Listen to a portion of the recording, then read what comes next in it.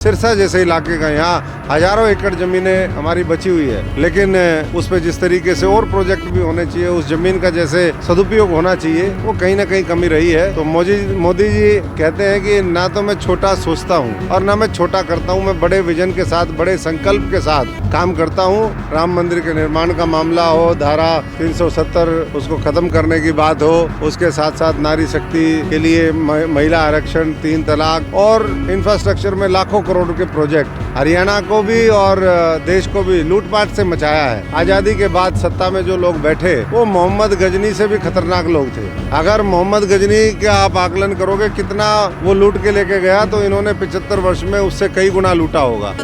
मैं सभी आज हम लोग सुबह से चल करके बहादुरगढ़ से होते हुए सभी बीच में बहादुरगढ़, रोहतक, हमारा बनियानी गांव जो मनोहर लाल जी का गांव है, उसके बाद महम के आगे हांसी, हिसार, अग्रोहा, हमारा बोडा, होशनाक, फतेहाबाद और उसके बीच में लगातार करीबन हर गांव जो सड़क पे पड़ता है, वहाँ के साथियों ने, कोई शहर है, कस्बा है, डिंग मंडी, सभी ने बहुत गर्मजोशी के साथ आज मेरा, हमारे साथियों का, हमारे सभी पदाधिकारियों का, हमारे दोनों जिलाध्यक्ष, हमारे विधायक, पूर्व विधायक, सभी साथी जो आज मेरे साथ चल कर के आए हैं, उनका बहुत गर्मजोशी के साथ स्वागत हुआ। मैं आभारी हूँ सभी साथियों का। और ये जज्बा, जोश और जुनून, ये इस बात का संकेत है कि देश के लोगों ने मन बना लिया है कि मोदी जी जो कह रहे थे 400 पार, वो 400 पार का आंकड़ा निश्चित तौर पर भारतीय जनता पार्टी और उसके सहयोगी दल पार करेंगे। क्योंकि कल एक न्यूज़ चैनल का सर्वे भी आया, उसमें 411 सीटें अभी दिखाई हैं और अभी तो चुनाव शुरू नहीं हुआ है। मैं समझता हूं कि जब शुरू होगा और विपक्ष को जब कैंडिडेट भी नहीं मिलेंगे इंडिया अलायंस को, तो ये जो आंकड़ा है ये हो सकता है पुराने सारे रिकॉर्डों को तोड़ता हुआ और बहुत बड़े बहुमत के साथ हम केंद्र में लोकसभा के माध्यम से मोदी जी के नेतृत्व में एक बार फिर तीसरी सरकार बनाए। मैं आज आपके माध्यम से सिरसा की जनता का, हमारे यहाँ के ग्रास रूट के जो वर्कर हैं, जो ज़मीनी स्तर पर भारतीय जनता पार्टी को मजबूत करते हैं, पन्ना प्रमुखों से लेकर के हमारे शक्ति केंद्र प्रमुख, हमारे मंडल अध्यक्ष, हमारे ज़िले की कमेटी, हमारे शहरों की कमेटियाँ और साथ साथ जो वरिष्ठ नेता हैं, प्रदेश की कमेटी, उन सब लोगों ने मिलकर के, जितने भी अग्रणी संगठन और जो हमारे एफिलिएटेड ऑर्गेनाइजेशन हैं, आज उनकी मेहनत का नतीजा है कि इतना व्यापक संगठन और उसके फीडबैक के बाद पार्टी ने मुझे उम्मीदवार बनाया है। मैं आदरणीय नरेंद्र मोदी जी का, आदरणीय पार्टी के अध्यक्ष नड्डा साहब का, अमित शाह जी का, मनोहर लाल जी का, नायब सैनी जी का, विप्लव देव जी का, हमारे फनेंद्र नाथ शर्मा जी का और तमाम वो लोग जो यहाँ के लोकल लोग भी हैं, बहुत वरिष्ठ नेतृत्व यहाँ पर है, उन सब ने जो अपना विश्वास मुझ पर जताया है, मैं समझता हूँ कि उसको एक गारंटी के रूप में, क्योंकि आज मोदी जी जो भी बात कहते हैं गारंटी होती है, तो मैं भी यही कहूँगा कि उनके पद चिन्हों पर चलते हुए मैं भी उनको ये गारंटी देता हूँ कि जो 75 वर्षों में इस सिरसा के अंदर नहीं हुआ, बहुत कोशिशें हुई, हमने भी करी, हमारे बाद की 10 साल की सरकार ने भी की, बड़े बड़े हाईवे बने और चीज़ें हुई, लेकिन आज भी बहुत आवश्यकता है इस इलाके की। ये कृषि प्रधान इलाका है और यहाँ जो फूड प्रोसेसिंग इंडस्ट्रीज़ हैं, हमारे टेक्सटाइल बेस्ड इंडस्ट्री हैं, दूसरे और औद्योगिक इकाइयाँ हैं, उसके लगने की संभावनाएँ हैं। और मोदी जी ने कहा है कि अगले 5 वर्ष रेलवे के क्षेत्र में खासतौर से इंफ्रास्ट्रक्चर डेवलप करने की दिशा में अभूतपूर्व होंगे। तो वैसे में मैं ये मानता हूँ कि सिरसा जैसे इलाके का यहाँ हजारों एकड़ ज़मीनें हमारी बची हुई है, लेकिन उस पर जिस तरीके से और प्रोजेक्ट भी होने चाहिए, उस ज़मीन का जैसे सदुपयोग होना चाहिए, वो कहीं ना कहीं कमी रही है। तो मोदी जी कहते हैं कि ना तो मैं छोटा सोचता हूँ और ना मैं छोटा करता हूँ, मैं बड़े विजन के साथ, बड़े संकल्प के साथ काम करता हूँ और उतना ही बड़ा आशीर्वाद प्रभु उनको देता है। तो ऐसे में मैं समझता हूँ कि बहुत बड़े बड़े काम होंगे और मिलकर के हम जो है वो 10 की 10 सीटें यहाँ पर हरियाणा में जीतेंगे और सिरसा की सीट भी बड़े मार्जिन के साथ। आप धरातल पे रहे हैं, किस बड़े मुद्दे को लेकर के चुनाव में जाओगे सर? क्या बड़ा मुद्दा क्या है चुनाव में जाने का? देखिए, बड़ा मुद्दा हमारे काम और जिस तरीके से जो भारतीय जनता पार्टी ने अपने घोषणा पत्र में रखा, चाहे वो राम मंदिर के निर्माण का मामला हो, धारा 370 उसको ख़त्म करने की बात हो, उसके साथ साथ नारी शक्ति के लिए महिला आरक्षण, 3 तलाक और इंफ्रास्ट्रक्चर में लाखों करोड़ के प्रोजेक्ट, तो ये सारी चीज़ें हम बात लेकर के जाएंगे और जो पार्टी आगे बात रखेगी वो भी एक हमारा मुख्य एजेंडा होगा। सीए का मामला है और साथ साथ ये भी हम कहेंगे कि 10 वर्षों में हमने हरियाणा को भी और देश को भी लूटपाट से बचाया है, क्योंकि ये लोग जिन्होंने आज़ादी के बाद सत्ता में जो लोग बैठे वो मोहम्मद गजनी से भी खतरनाक लोग थे। अगर मोहम्मद गजनी का आप आकलन करोगे कितना वो लूट के लेके गया, तो इन्होंने 75 वर्ष में उससे कई गुना लूटा होगा।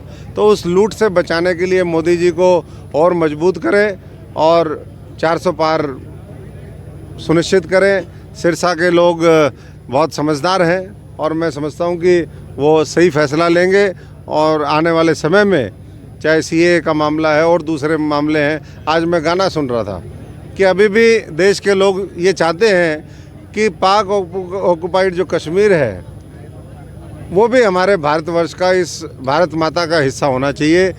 और ऐसे में बहुत से एजेंडे हैं, ये तो पार्टी ने तय करना है, लेकिन जो जन भावनाएं हैं उसके अनुरूप भारतीय जनता पार्टी काम कर रही है। और एक एक साथी, आज तो चुनाव की घोषणा भी होगी है। हमारा जो चरण है 6ठे चरण में है और 4 जून को काउंटिंग फाइनल होगी और 25 मई को हमारी वोटिंग है 6ठे चरण की। तो पर्याप्त समय है और ऐसे में मैं समझता हूँ कि हमारी शक्ति का, समय का पूरा सदुपयोग होना चाहिए और बेहतरीन मैनेजमेंट टीम हमारे पास है, संगठन की भी और हर दृष्टि से।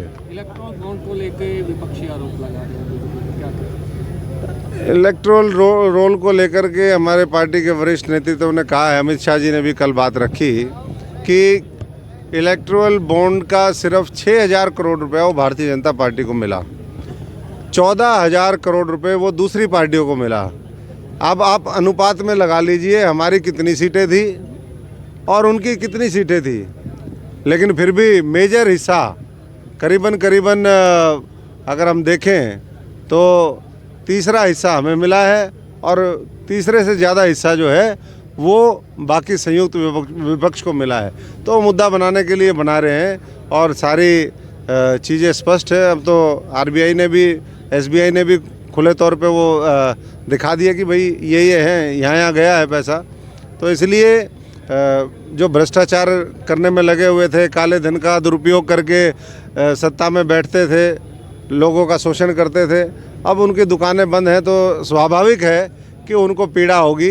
लेकिन देश की पीड़ा ख़त्म करने का जो संकल्प है वो नरेंद्र मोदी जी और मनोहर लाल जी के पास, और अब नायब सैनी जी को जिस तरीके से मौका मिला, मैं इतना ही कहूँगा कि कल मैं करनाल में भी गया, आगे कुरुक्षेत्र में प्रोग्राम था, करनाल के लोग कह रहे थे मनोहर लाल जी ने 10 साल हमारी सेवा करी, हम 10 लाख वोटों से जिता करके उनको देश की सबसे बड़ी पंचायत में भेजेंगे और पार्टी ने जो उनके लिए एक बड़ा रोल तय किया है उसमें वो अच्छे से उसको जैसे हरियाणा में निभाया वैसे निभाएंगे। कि युवा नेतृत्व हरियाणा को नायब सैनी जी के रूप में मिला है, तो इसलिए सारे साथी पूरी ताकत के साथ अब लोकसभा जीतें और लोकसभा में भी कोई भी सीट मुझे लगता है कि 5 लाख से मार्जिन से कम नहीं जीतेंगे। रोहतक के अंदर भी पहले ये लोग पिछली बार 1-2 बार बूथ कैप्चरिंग करके जीत गए थे, अन्यथा मैं समझता हूँ कि वहाँ भी परिणाम जो है दूसरे लोकसभा जैसे, क्योंकि वहाँ भी बड़ा गुस्सा है लोगों का। मनोहर लाल कहते थे कि एक तरफ मेरा भांजा है, एक तरफ मेरी भांजी है, तो भांजी में क्या कमी रहेगी कि भांजा बाजी मार गया? देखिए, कमी किसी में नहीं रहती। पार्टी ये देखती है कि वर्तमान परिस्थिति में कौन व्यक्ति किसको क्या जिम्मेदारी देनी चाहिए। मुझे यहाँ पर उम्मीदवार बनाए, मैं तो आप सब जानते हो, मैं तो पहले ही कहा था कि भाई मेरा कोई इंटरेस्ट नहीं है लोकसभा लड़ने में, लेकिन अगर पार्टी ने फैसला कर दिया तो मैं समझता हूँ कि हम लोगों को पार्टी नहीं लड़ाती तो हम कोई और काम कर रहे होते, 10 की 10 लोकसभा में काम कर रहे होते। आगे और बड़ा रोल मिल सकता है हमारी बहन को, जो यहाँ से सांसद रही, अभी भी सांसद है, जब तक नया सांसद नहीं आ पूरे जाता। सपने पूरे करने का मौका मिलेगा डॉक्टर अशोक तंवर को? बिल्कुल, हम सब लोग मिलके, अधूरे सपने मेरे भी, अधूरे सपने और साथियों के भी। तो सपने तो जो है, जैसे मोदी जी छोटे नहीं देखते वैसे मैं भी छोटे नहीं देखता। आपको पता है ये जो हमारा रोड है डबवाली से लेकर के हिसार तक का, ये उसमें हमने शुरू करवाया और मोदी जी ने, मनोहर लाल जी ने वो पूरा किया। न्यूक्लियर प्लांट हमने शुरू करवाया, वो अभी काम जारी है। और ऐसे ही जो है बड़े बड़े प्रोजेक्ट, और यही मैं समझता हूँ कि सांसद का काम होता है। बाकी छोटे से छोटा और बड़े से बड़ा, हमने तो पंचायत में का भी काम, यहाँ पर एमसी वाला काम भी 5 साल जब मैं सांसद था तो सारे काम हमने किए हैं। तो मैं बारीकी से जानता हूँ एक एक हमारे सिरसा संसदीय क्षेत्र की जो समस्याएं हैं, हमारे टिप्स पे है, भौगोलिक स्थिति परिस्थिति, सारी चीज़ों को जानता हूँ और लोगों को भी अच्छे से पहचानते हैं कि लोगों की भावना क्या है और किस जज्बे के साथ लोग काम करते हैं। दूसरी पार्टियों को कहाँ देखते हैं आप अपने सामने? दूसरी पार्टियों को मैं ऐसे ही देखता हूँ, जितना हमारा वोट का मार्जिन आएगा वो उनके टोटल वोट से दुगना होगा। अगर मान लीजिए संयुक्त उनका जो वोट है वो अगर 5 लाख आया तो हमारा मार्जिन 10 लाख बनेगा, मुझे लगता है। यानी कि पिछले से ज्यादा, 3.5 लाख से ज्यादा जीतोगे, इसका मतलब पिछला 2019 बिल्कुल, ये तो पार्टी ने एक संकल्प लिया है कि हम हर बूथ पे 370 वोट पिछली बार के मुकाबले बढ़ाने का काम करेंगे। 370 को गुणा कर लीजिए 2000 बूथ से, तो जवाब आपको अपने आप मिल जाएगा। माना जाए सुनीता दुग्गल का रिकॉर्ड तोड़ेंगे आप? नहीं, मैं तो किसी का क्या रिकॉर्ड तोड़ूंगा, जनता ही अपना रिकॉर्ड तोड़ेगी। जनता जो है और ज़्यादा मार्जिन के साथ सिरसा भी और पूरे हरियाणा की सभी सीटें जिताने का काम करेगी। और आने वाले समय में फिर दोबारा तीसरी बार जो एक मजबूत बुनियाद 10 वर्षों में नरेंद्र मोदी जी ने रखी, उसके ऊपर भव्य इमारत खड़ी करने का ये समय और संकल्प है, उसमें सहयोग करें। बहुत बहुत धन्यवाद। कहीं ना कहीं आपके साथ नाराज दिखते हुए दिखाई दे रहे हैं जी कौन? सुनीता दुग्गल जी, अभी तक उनकी कोई पोस्ट नहीं आई आपके बधाई के पात्र कोई गए? कोई नहीं जी, सबने बधाई दी है, सबने बधाई दी है और मैं सबसे बधाई ले रहा हूँ। और सबसे बड़ी बात, बधाई इन सबको है। ये मेरा कोई, मैं परिवारवाद की पैदाइश थोड़ी ना हूँ, मैं तो किसान मजदूर फौजी का बेटा हूँ। ये इन भाइयों की टिकट है सबकी, तो इन सबकी बधाई, मेरी बधाई, सबकी सामूहिक बधाई चल रही है। ये तो सामूहिक जीत होगी, कमल का निशान वो जीतेगा। नरेंद्र मोदी जी तीसरी बार 400 का आंकड़ा पार करके देश के एक बार फिर प्रधानमंत्री बनेंगे। पुनः हरियाणा के अंदर बड़े मार्जिन के साथ, बहुत बड़े बहुमत के साथ हमारी तीसरी बार सरकार बनेगी।